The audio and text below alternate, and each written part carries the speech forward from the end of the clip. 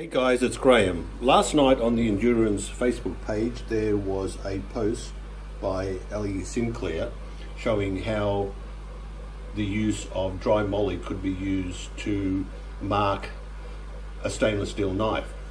And subsequently there were a few questions raised about how this is done. George asked me to make a short video of what the process is. Now I've got two products. I've got the standard Moly Dry. This is a Loctite brand. I've also got a little bit left over of a sample can of a dedicated laser marking product called markSolid, and I've taken two of my kitchen knives and I'm going to try the Moly Dry on one, and then I'm going to also use the markSolid on the other one. This is actually marking the dry moly knife, and I've just got the word meat on that, and it's running at 1,000 millimeters per minute, and it's using my 10-watt laser running at full power, and it's just actually currently finished. And if I zoom closely in here, you can see that word, and we'll soon reveal what it all looks like when I clean it up. That you can see I've got the knife sitting on a piece of acrylic that holds it parallel to the bed of my machine, and I've just got a couple of bits of tape either end just to stop it from moving around. I am using a little bit of air assist, but not so much to assist with the marking, because it's not really necessary, but really set quite high up close to the lens, so that it basically just blows away and keeps the fumes away from collecting on the lens. So this is the knife that I sprayed with dry moly, and I'm about to clean this off. I'm spraying this with isopropyl alcohol, and then I will use a tissue to wipe this off and just see what the results are like. And you can see almost instantly it's looking pretty good. So that's the result with dry moly. This is just a bit of a more closer look at the dry moly. Okay, the vegetables knife is finished, so we can move the laser out of the way. Let's activate it. Let's hit the right buttons here. Move that out of the way. Let's go down and have a closer look. There you can see the result before I've cleaned it up. So what I'll do now is remove that from the bed, and we'll take it over to the other bench and we'll clean it up just like we did the previous one. Guys, here we have both knives all cleaned up, and this is a comparison between the two. The vegetables one was done with the dedicated laser marking spray, markSolid, and comparing that with the Moly Dry lubricant one. This is the Moly Dry one, and when you look at these two at a bit of a distance, it's almost impossible to tell the difference between the two. The results are pretty much the same. As we come a little closer, you can see that the Moly Dry one doesn't quite have the depth and darkness of the markSolid one. So there is certainly a difference. I would say for most purposes the Moly Dry will suit the job very nicely and give you really good results. If you wanted to be really serious about doing this sort of thing, and you can afford the additional cost of a dedicated laser marking spray, then certainly you would be better off going in that direction. But for me and for most people, dry moly or Moly Dry is a much lower cost alternative to one of the dedicated marking sprays like markSolid, or the other brand is called Surmark. I think it's pretty much the same. The difference in the ingredients is that the Moly Dry contains, its primary ingredient is molybdenum disulfide, which is primarily a lubricant.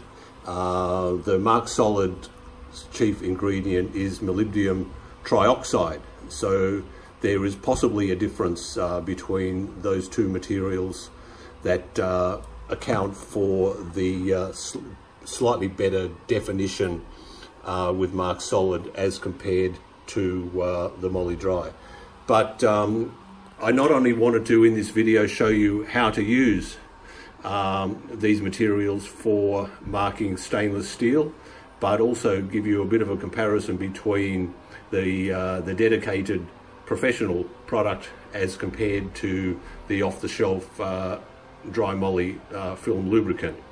I will also point out that this is with stainless steel. These products will definitely not work with aluminium. I was thinking overnight that I should run one more test with dry moly, but this time run it at half the rate that I did the previous one. So previously I did 1,000 millimeters per minute. I'm going to run this one at 500 millimeters per minute and see what the difference is. So first of all, I'm going to clean the knife with some acetone just to make sure all residue of grease and everything's removed off it. I'm going to mask this up and spray it, and then I'll run the test. Always spray outside. Give the dry moly a good vigorous shake. Hold the spray can around 300 millimeters away and give it a good zap, and I'll let that dry. I'll give it another coat. Right, second coat.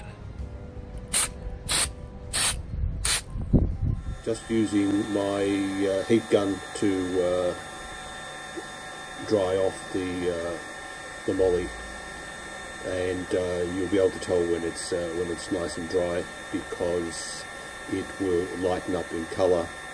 Don't touch it because you'll very easily rub it off. Okay, I've got the knife positioned. It's sitting on a little block of acrylic here, just to space it up so that it's nice and flat and parallel to the X and Y axis. It's now finished, and I've just pulled it off the CNC, and I'm all ready to give this a clean and see what the results are like. So we'll do the same as we did previously. We'll spray this with some alcohol, and then we'll just wipe over. See, it looks like we've got a pretty good result. Cleans up really easily. Okay, we'll just get the light in the right position here, and we'll zoom in, and it looks like a really nice result. In actual fact, compared to the previous one, you can see this was done at 1,000 millimeters per minute, and this was now done at 500 millimeters per minute, and it's much nicer. Now we're just going to summarize the 3 results that I've achieved. This was the very first one using dry moly, 1,000 millimeters per minute, and you can see it's a little mottly, but the edges are nice and defined. Now we compare that to this morning's test using dry moly at 500 millimeters per minute, and you can see a much better result than the previous one. So it looks like 500 millimeters per minute is pretty much optimum, and it's a really nice result. Compare that against the markSolid, from earlier on, and I can see that markSolid is just as good a result as the dry moly, but the markSolid one was done at 1,000 millimeters per minute compared to the dry moly just done at 500 millimeters per minute. The only slightly noticeable difference that I can see is that under certain lighting conditions, you can see here markSolid is a little blacker than what I get with dry moly, but unless you put them side by side, you wouldn't really notice the difference. So dry moly is certainly a really good solution. You just need to slow it down. So if you want to do your jobs faster, then you've got to use something like markSolid so you can run your machine a lot faster. If you want to use dry moly, then you've got to slow things down a little bit. I hope that helps you sort all of this out and gives you an idea of how to do this.